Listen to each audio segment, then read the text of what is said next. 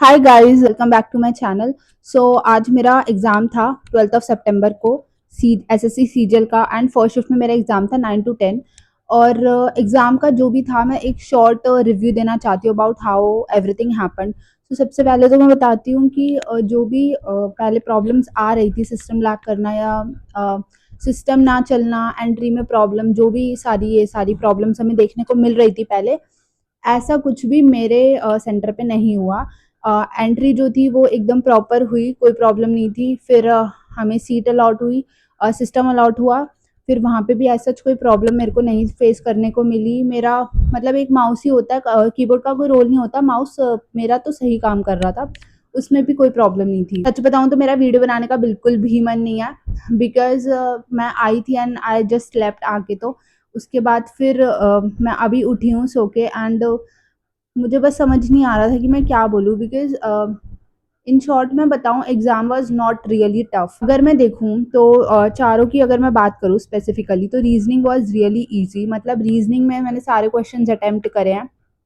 I guess मेरा एक question छूट गया था, वो भी इसलिए, मतलब वो थोड़ा-सा मुझे नहीं आ रहा था उसका, वो सीरीज़ का ही क्वेश्चन था, तो मैंने सोचा था इसको बाद में कर लूँगी। मैंने मार्क पर रिव्यू किया और मैं आगे चली गई। मैंने सोचा था कि मैं आके वापस से उसको चेक करके मैं कर दूँगी, क्योंकि इतना डिफ़िकल्ट भी नहीं लग रहा था। बट हुआ क्या कि पेपर एक्चुअली में बहुत ज़्यादा लेंथी था। तो मैंने यूजुअली आई अटेम्प्ट की मैं रीज़निंग के बाद फटाफट से जीके करती हूँ, इंग्लिश करती हूँ, और मेरी प्रायोरिटी रहती है कि मैं लास्ट में जो है ना, मैथ्स के लिए कम से कम 25 मिनट्स या 30 मिनट्स बचा लूँ कैसे भी। मतलब इवन 35 मिनट्स भी बच जाए तो अच्छा है, क्योंकि मॉक में मेरे 30 मिनट्स तक मैं मैथ्स के लिए बचा लेती हूँ लास्ट में। क्योंकि अभी मेरी मैथ्स की प्रैक्टिस उतनी अच्छी नहीं है कि मेरी स्पीड बहुत ज़्यादा ही अच्छी हो और मैं फटाफट से क्वेश्चंस कर दूँ। पर डूइंग आफ्टर डूइंग रीजनिंग मैं इंग्लिश पे आ गई, एंड इंग्लिश का पेपर, रीजनिंग बहुत आसान थी ऑनेस्टली, बट जब मैंने इंग्लिश का पेपर देखा तो इट वाज रियली लेंदी। की देखो, सबसे पहले तो उसमें जो एंटोनियम सिनोनियम्स आए थे, 2-3 क्वेश्चन आए थे, वो इजी थे, वो मैंने कर दिए। उसके बाद 2 एरर्स, वो स्पेलिंग मिस्टेक वाले क्वेश्चन थे, जो कि इतने लंबे-लंबे वर्ड दे रखे थे, उनकी स्पेलिंग बतानी थी, और एक्चुअली में वो समझ ही नहीं आ रहा था कि, मतलब वो वर्ड ही मैंने पहली बार देखे थे, और इतने बड़े-बड़े वर्ड्स थे, उसकी स्पेलिंग तो क्या, वो वर्ड ही मैंने पहली बार देखे थे। उसके बाद जो एरर स्पॉटिंग के क्वेश्चन थे, 2 या 3 एरर स्पॉटिंग के क्वेश्चन आए थे। एरर स्पॉटिंग में भी इतने लंबे सेंटेंस दिया हुआ था, और उसमें मतलब वो सेंटेंस भी डिफिकल्ट, दोनों ही डिफिकल्ट थे, वो समझ ही नहीं आ रहा था। एक जिसमें थोड़ी प्रॉब्लम है, वो पेपर थोड़ा लेंदी था। अदर देन दैट, जो इंग्लिश में कॉम्प्रिहेंशन वाला पार्ट था वो तो ठीक था, इट वाज नॉट डिफिकल्ट, वो मैंने कर दिया था। It was kind of unseen passage, passage में से देख के क्वेश्चन बताने थे। मतलब इंग्लिश थोड़ी लेंदी थी, क्योंकि जो सेंटेंसेस दिए हुए थे ना, कुछ एरर स्पॉटिंग किया या इम्प्रूवमेंट किया, उनमें थोड़ी, मतलब वो टाइम ले रहे थे बहुत ज़्यादा रीड करने में। उसके बाद मैं जब जीके पे गई, जीके जीएस पे गई, तो वहाँ पे भी सेम प्रॉब्लम। जो चेंजेस आया है ना, मेनली अगर मैं बोलूँ तो वो इंग्लिश और उसमें आए थे जीएस में, क्योंकि जीएस में भी जो सेंटेंसेस थे ना, वो बहुत लंबे लंबे थे। मतलब जो जीएस में स्टेटमेंट्स वाले क्वेश्चन ज़्यादा थे, मतलब वन वर्ड में वो पूछ ही नहीं रहे थे कि इसका आंसर क्या है, ये चीज़ क्या है, वो इतने लंबे लंबे स्टेटमेंट्स बना के दे रहे थे, और उसको पढ़ो पहले और उसके बाद आंसर दो। और मैं बस सीरियसली लास्ट में इतना टाइम ही नहीं था। सबसे मेजर प्रॉब्लम जो मेरे साथ हुई थी ना, वो टाइम मैनेजमेंट की थी, क्योंकि मैंने जीके जब देखी, जीएस जब मैंने देखी, तो उसमें तो मेरे को हो गया कि ये नहीं होगी, इतने लंबे लंबे सेंटेंस मैंने फटाफट फटाफट पढ़े। फिर मेरे को जो आते थे 4-5 मैंने कर दिया, मैंने कहा I will come back to this section again. So मैं फटाफट से मैथ्स पे चली गई, क्योंकि मुझे बहुत टेंशन हो रही थी कि मेरी मैथ्स ना छूट जाए। बट मैंने मैथ्स देखी तो it was easy, but still maths थोड़ी, मतलब क्वेश्चंस मैथ्स के इजी थे, बट इट वाज लेंदी, उसको सॉल्व करने में टाइम लग रहा था, तो दैट वाज वन प्रॉब्लम। फिर मैंने मैथ्स फटाफट से करी, कुछ क्वेश्चन छूटे, और मुझे लास्ट में टाइम ही नहीं मिला कि मैं वापस से जीएस पे जा पाती। इंग्लिश में भी कुछ मैंने मार्क फॉर रिव्यू क्वेश्चंस छोड़ रखे थे, मैंने सोचा था मैं आके इनको चेक करूंगी। ऑल्सो पीक्यूआरएस जो आए थे इंग्लिश में, I forgot to tell, PQRS भी इजी नहीं थे, तो वो भी थोड़े लंबे थे पीक्यूआरएस स्टेटमेंट। तो लास्ट तक मेरा ये था कि मैं लास्ट तक मैथ्स ही करती रह गई, क्योंकि मैथ्स के क्वेश्चन मुझे थोड़े से लेंदी लग रहे थे, उनको सॉल्व करने में टाइम लग रहा था। कुछ क्वेश्चन ईजी थे, देयर वर सम क्वेश्चंस जो कि इजी थे, बट पता नहीं मेरा उनका आंसर ही क्यों नहीं आ रहा था, इतनी फ्रस्ट्रेशन हो रही थी। और पता है सबसे बड़ी प्रॉब्लम, जो मैं मैथ्स करने गई, रूम में सिस्टम वगैरह की कोई प्रॉब्लम नहीं आई, बट जो टीचर्स थे वो थोड़ा सा डिस्टर्बेंस क्रिएट कर रहे थे, मतलब बार बार इधर उधर जाना, आपस में बात करना, और एक सर थे वो मेरे पीछे ही आके खड़े हो गए, और उनकी वजह से मुझे इतनी इरिटेशन हो रही थी। मैं वहाँ पे मैथ्स कर रही हूँ, I am trying to focus, और वो सर पीछे खड़े हुए हैं, वो कुछ ना कुछ करे जा रहे हैं, हल्का फुल्का आवाज सी आ रही है, उससे मुझे इतनी ज़्यादा इरिटेशन हो रही थी कि मुझे समझ ही नहीं आ रहा था। मुझे वैसे लगता है सर चले जाएँ बस कैसे भी यहाँ से, पर वो जाने का नाम ही नहीं ले रहे थे। मतलब वो कम से कम 30 टू 35 मिनट्स एक ही पोजीशन पे रहे थे। तो उनसे मुझे इतनी इरिटेशन हो रही थी और पता नहीं बस मैं फोकस उतना नहीं कर पा रही थी उन सर की वजह से। मैं कहूँगी maths was little lengthy but questions were easy. English was lengthy and GS was definitely lengthy. उसमें तो बहुत स्टेटमेंट्स वाइज क्वेश्चन थे।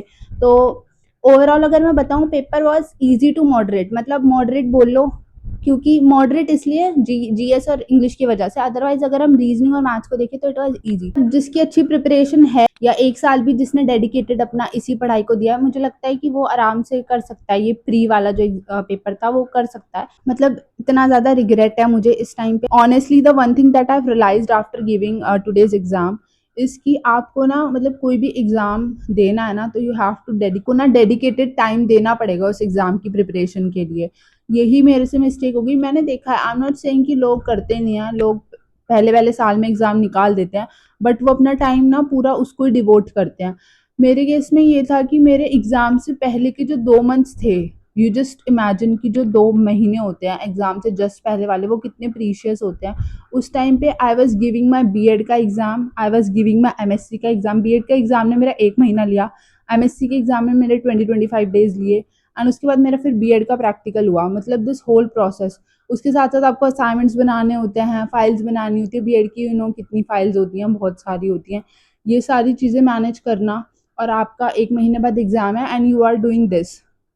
तो और ऐसा भी नहीं है कि आप उसमें अंडर परफॉर्म कर दो, आपको अच्छे से एग्जाम्स भी देने पड़ते हैं कॉलेजेस के। इसमें वो एसएससी का प्रोटेस्ट होना, इतने दिन वो चीज़ें चली तो उसने भी थोड़ा माइंड डिस्टर्ब कर दिया था।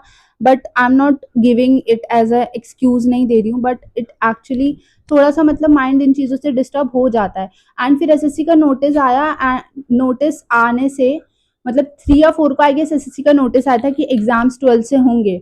तब तक कुछ कंफर्मेशन नहीं था एग्ज़ाम कब होंगे एंड फिर एकदम से डेट आ गई एंड मेरा पहली शिफ्ट को ही एग्ज़ाम, पहले दिन को पहली शिफ्ट को मेरा एग्ज़ाम हो गया।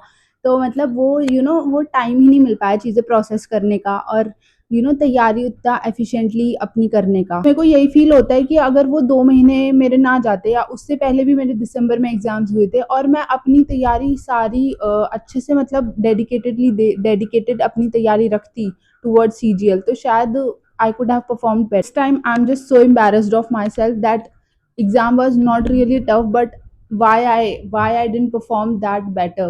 I could have performed a lot better. This is basically मेरी 1 साल की प्रिपरेशन तो थी फॉर दिस एग्ज़ाम। मतलब मैंने अराउंड पिछले इसी टाइम अपनी तैयारी शुरू करी थी, अगस्त सितंबर के अराउंड, एंड अभी सितंबर में एग्ज़ाम हुआ। ऑलमोस्ट 1 साल की तैयारी थी जिसमें बीच में चीज़ें हुई हैं, मतलब मेरे बीएड के एग्ज़ाम्स, एमएससी के एग्ज़ाम्स एंड असाइनमेंट बनाने, ये छोटी-मोटी चीज़ें चली थी बीच में।